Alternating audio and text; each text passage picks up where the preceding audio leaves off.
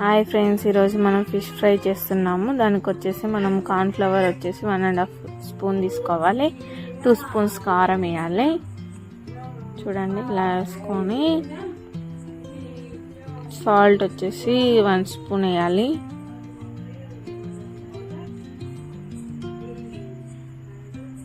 పసుపు వచ్చేసి 1 స్పూన్,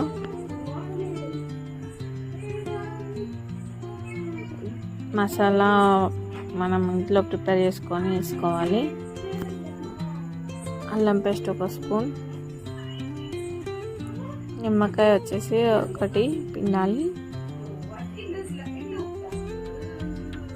బాగా అయిన తర్వాత ఇందులోకి 1 స్పూన్ ఆయిల్ వేసేసి కలపాలి. బాగా కలిపి చూడండి, ఇలా కలుపుకొని ఇలా అయిన తర్వాత మనం ఫిష్కి అంతా పట్టియాలి. బాగా మ్యాగ్నేట్ చేయాలి వీటికి.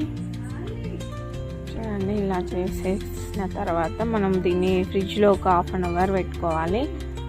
ఫ్రిడ్జ్లో 1/2 అవర్ తర్వాతనే మనం ఫ్రై చేసుకోవాలి, ఎందుకంటే బాగా మ్యాగ్నేట్ అవుతుంది.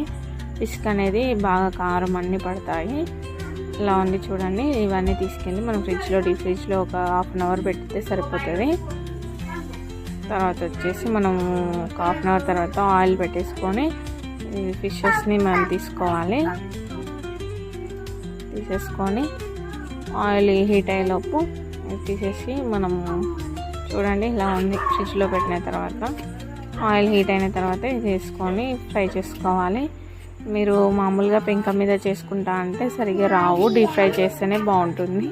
డీప్ ఫ్రై చేస్తే బాగా మసాలా బాగా పడుతుంది. ఒకసారి ట్రై చేసి చూడండి. Like and share.